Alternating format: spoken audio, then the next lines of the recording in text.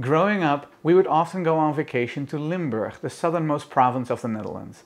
They have a regional pastry called the Limburgse Appelkruimelvlaai that they are very well known for.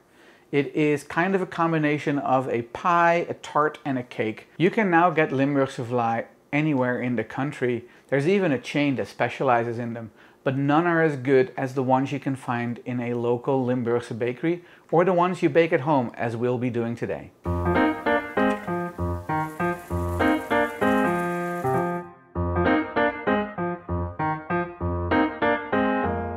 Hi, I'm Toine and welcome to my kitchen. If you're new to this channel, I focus on cooking foods from my home country, the Netherlands, and some of its former colonies, such as Indonesia. Today, we are making a Limburgse Appelkruimelvlaai, and the flavor we're making is called Appelkruimelvlaai, apple crumb vlaai. I don't know how to translate that word in English. And what is interesting about a vlaai is that the crust is actually a yeasted dough. And some of the stories is that bakers would have dough left over from baking bread and then turn that into a pastry. I don't know if that's true, but that's definitely something I've read. There are hundreds of varieties of Limburgse Appelkruimelvlaai, ranging from rijstvlaai, a vlaai filled with rice pudding, to what we're making today, appelkruimel, or really any other fruit. One of my favorites growing up, other than appelkruimelvlaai, was apricot. They also all look different. Some of them have nothing on top of the filling. Others have a streusel or crumb topping, which is what we're making with the appelkruimelvlaai. And even others have a lattice made of the same dough that the crust is made of. We're going to start with the filling. For this, you will need 1.2 kilograms or 2 pounds, 10 ounces of apples. We're using Granny Smith, but you can use any variety of apple that you would typically put in an apple pie. We like the Granny Smith because of the tartness, and it has a good amount of crunch to it, even after it's been cooked. 3 tablespoons of water, 1 tablespoon of lemon juice, 60 grams of sugar, 1.5 teaspoons of cinnamon, and 2 tablespoons of custard powder. I'm going to squeeze the lemon, because the first thing that I'm going to do is put the water and the lemon juice in the pot, so that before I start peeling and cutting the apples, when I put them in the pot, the lemon juice prevents them from browning. Putting the water in the pot, as well as 1 tablespoon of the lemon juice. If you have an apple core, you can use that. We don't have one, so I just cut around the core of the apple, and then I cut it in about 1/2-inch chunks and put it in the pot.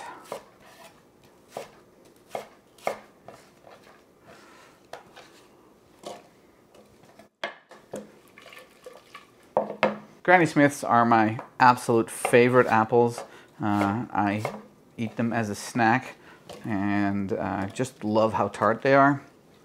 Not everyone likes that, but I absolutely love these tart apples. So my old neighbor had one of those attachments that she put on her kitchen counter, and it would kind of skewer the apple, had a little blade, and then it had a crank on it, and I got to turn the crank and peel the apples for whatever dessert she was making. That was always fun to do. Last apple. Let's see if we can peel this one in one long string.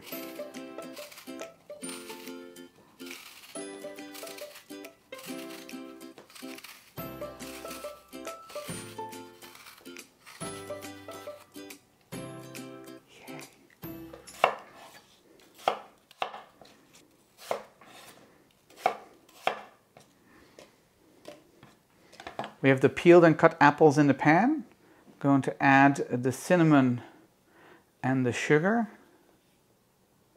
And now we're going to put it on a medium-high heat. I always stir it for a little bit to make sure that the cinnamon and the sugar coat all the pieces of apple. And then I'm going to put a lid on it and let it simmer for 10 minutes. The custard powder does not go in until all the way at the end. Now I'm just going to wait for it to get to a boil, and then we'll put the lid on it and let it simmer. I love the smell of apples, especially Granny Smiths. You know what's even better? Apples with cinnamon. Okay, I can hear that the liquid is starting to boil. I can even see it right there on the edge. I'm going to put the lid on, lower the flame just a little bit, and now we're going to let it simmer for 10 minutes. It has been 10 minutes, so let's take a look. As you can see, the smaller pieces of apple are cooking down. The bigger pieces still held their shape.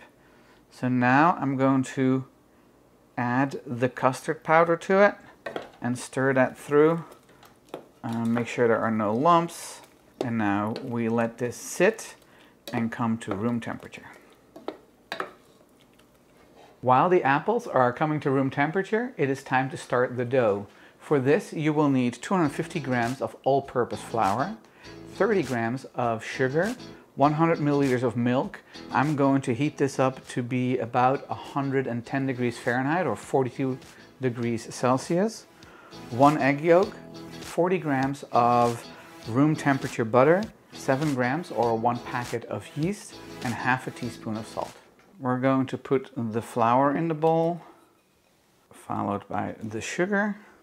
I like to stir this so that the flour and the sugar are evenly distributed before I add the yeast and the other ingredients. Going to add the yeast on one side, the salt on the other side, egg yolk in the middle, and the butter. Now we're going to put it in the mixer, start kneading, and then we will slowly add the milk. Attach the dough hook and just start this on slow.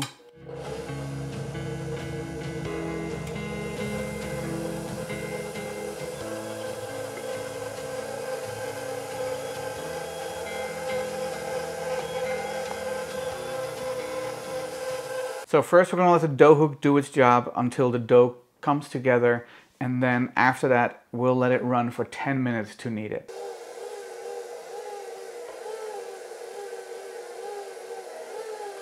The dough has come together, so now we're going to let it continue kneading for 10 minutes.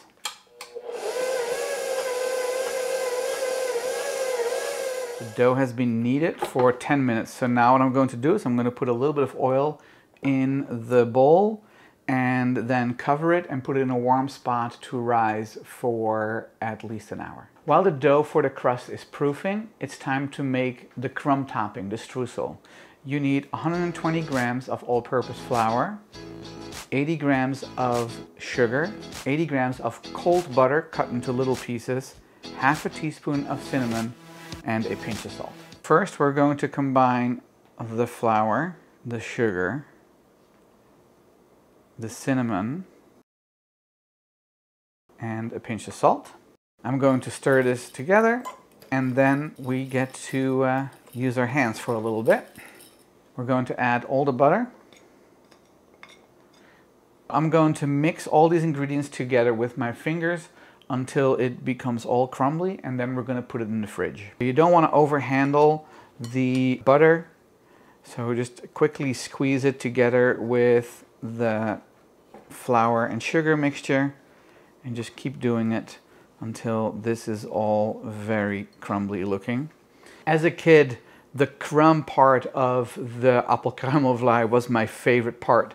So typically what I would do is I would very gently remove the crumb from the slice I had on my plate, then eat the filling and the crust, and as the very last thing I would eat the crumb I had taken off. I think this is done. It's okay if there's still a couple of bigger pieces. Those end up being nice big pieces of streusel on top, and they will bake and become nice and crunchy. That's actually a good part. All right, I'm going to put this in the fridge now. While the dough has been proofing, I have buttered our 10.5-inch tart pan. That's approximately 27 centimeters. I have also cut out a ring of aluminum foil that we will put on top of the vlaai while it's baking for the first half of the cooking time. We have found that if we don't do this, the edges get too dark, and this will prevent that from happening. I've put some flour on my board, and now I am going to roll out the dough so it is slightly larger than the tart pan, so that we can put it in here and make sure that it comes all the way up the edges. So the way I do that is I always kind of push it down in a circle form with my hands, and then I start rolling it out and I rotate it. And they still don't come out as a circle, but as long as it is the same thickness all the way around, it doesn't matter if it isn't a perfect circle, because we're going to cut off the edges that fall over anyway.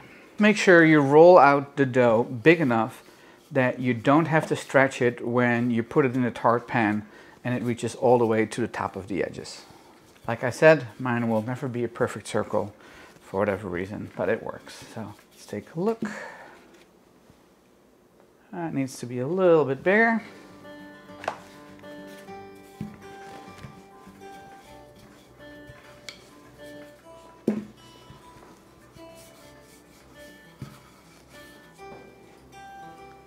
All right, I think that will work. So I'm rolling it up on top of the or over the rolling pin so that I can then just drape it over. And just tuck it in. Again, try not to stretch it. Look at that. It fits. And now we just roll the rolling pin over it. You can also use a paring knife, but I find that the rolling pin method works pretty well actually.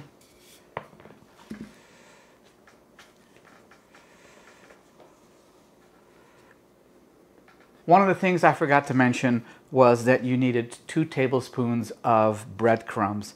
Don't use Italian seasoning breadcrumbs, just use unflavored breadcrumbs like these panko ones. We're going to sprinkle that in the bottom, and what it will do will actually soak up any excess liquid because it's all being baked at the same time, and this helps prevent the crust from getting soggy. Now I'm going to add the apple filling.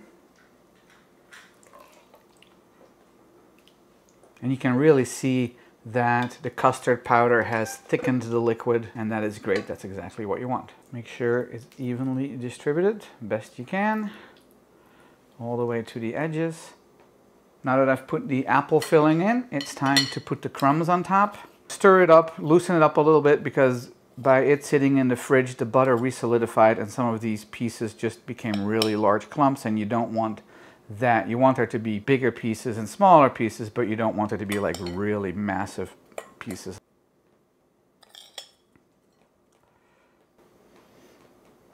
Okay, now I'm going to cover the edges. Okay, the vlaai has to sit at room temperature for approximately 15 minutes. During that time, I'm going to preheat the oven to 390 degrees Fahrenheit, 200 degrees Celsius in non-convection mode. The vlaai has been sitting for 15 minutes and the oven is preheated. So now we're going to put it in. It should go for somewhere between 25 and 35 minutes. I'm going to remove the aluminum foil cover probably after about 15 minutes.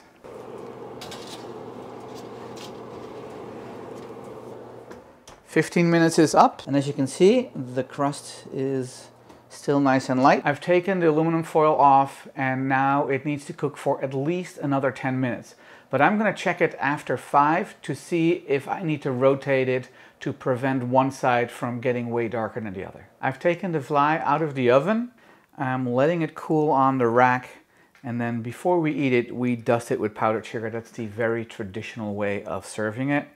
But we do have to wait until it's all the way cooled down. The Appelkruimelvlaai has had time to cool off. I cut a generous wedge, but it's delicious, so I know I'm going to finish it.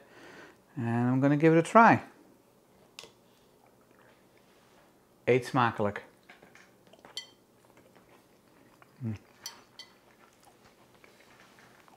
I love it. The apple is the first thing you taste.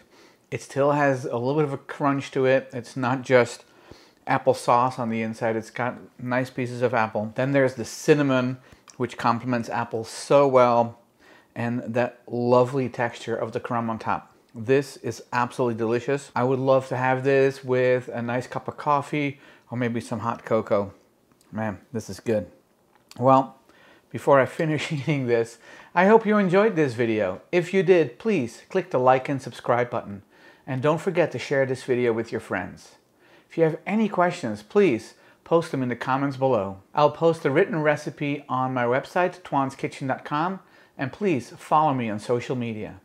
Thanks, and I'll see you in the next one.